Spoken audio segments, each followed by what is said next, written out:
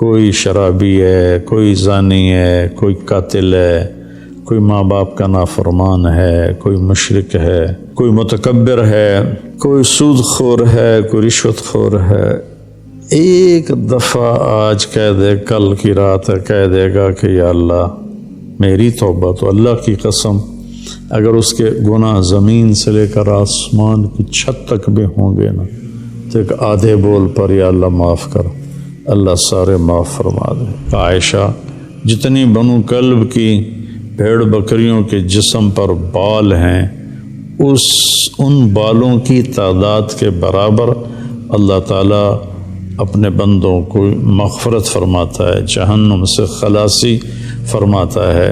باقی یہ جو کہتے ہیں کہ اس میں فرشتہ اترتا ہے اور سارے سال کا بجٹ بتاتا ہے اور سارے سال کے واقعات، یہ کسی حدیث میں میری نظر سے نہیں گزرا۔ 4 رکعت پڑھو، پہلی رکعت میں یہ پڑھو، دوسری میں یہ پڑھو، تیسری میں یہ، چوتھی میں یہ سب بدعات ہیں، ان کا کوئی تعلق نہیں میرے نبی کے کسی بھی فرمان سے۔ 15 شعبان کے مختلف نام علماء نے رکھے ہیں: شب برات، شب مغفرت، شب رحمت، شب برکت۔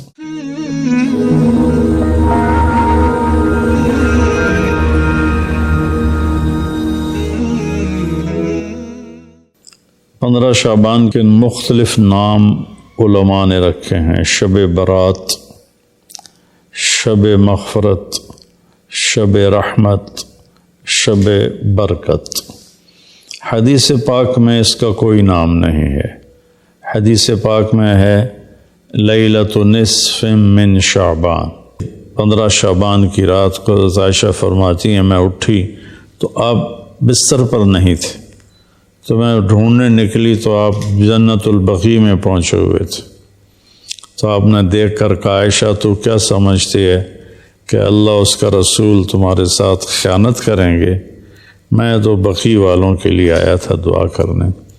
پھر آپ نے فرمایا آج کی رات وہ رات ہے جس میں اللہ تبارک و تعالی بنو کلب ایک قبیلہ ہے جن کے پاس بھیڑ بکریاں بہت زیادہ تھیں، کہا عائشہ جتنی بنو کلب کی بھیڑ بکریوں کے جسم پر بال ہیں، ان بالوں کی تعداد کے برابر اللہ تعالیٰ اپنے بندوں کو مغفرت فرماتا ہے، جہنم سے خلاصی فرماتا ہے۔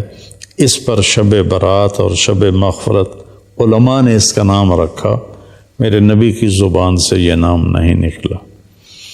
تو اس کی یہ فضیلت ہے کہ اس میں اللہ تعالیٰ کی طرف سے بخشش کا نزول ہوتا ہے۔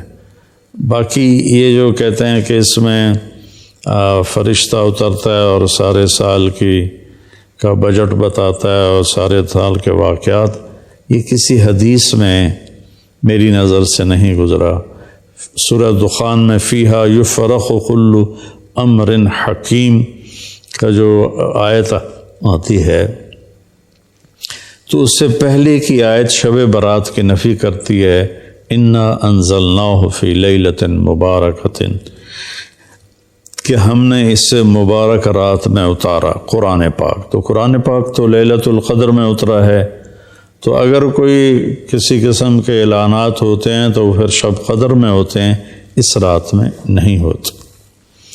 دوسرا یہ ہے کہ اس کے روزے اور بندگی کے بارے میں، شب قدر کی اللہ کے واسطے میری بات دھیان سے سنو، اللہ کی قسم کوئی خاص عبادت میرے نبی نے نہیں بتائی، لیلۃ القدر کی کوئی خاص عبادت میرے نبی نے نہیں فرمائی۔ حضرت عائشہ رضی اللہ عنہ نے پوچھا یا رسول اللہ اگر مجھے لیلۃ القدر نصیب ہو تو میں کیا کروں؟ کہا یہ دعا پڑھو، اللہم انک عفو تحب العفو فاعف عنی، اللہ تو معاف کرنے والا ہے، معافی کو پسند فرماتا ہے، مجھے معاف فرما۔ تو میرے نبی کی عبادت وہی 11 رکعت تہجد کے نوافل تھے، چاہے وہ شب قدر تھی، چاہے وہ شب برات تھی، چاہے وہ شب جمعہ تھی۔ تو اب اس کے نام پر لوگوں نے کیا کیا خرافہ، چونکہ ہم قرآن اور حدیث سے نہیں جڑے، کتابیں لکھی ہوئی ہیں، کس نے لکھی، اس کی سند کیا ہے، اس کی تمیز ہی کوئی نہیں ہے، تو وہ پھر بہت ہی زیادہ 4 رکعت پڑھو، پہلی رکعت میں یہ پڑھو، دوسری میں یہ پڑھو، تیسری میں یہ، چوتھی میں یہ سب بدعات ہیں، ان کا کوئی تعلق نہیں میرے نبی کے کسی بھی فرمان سے۔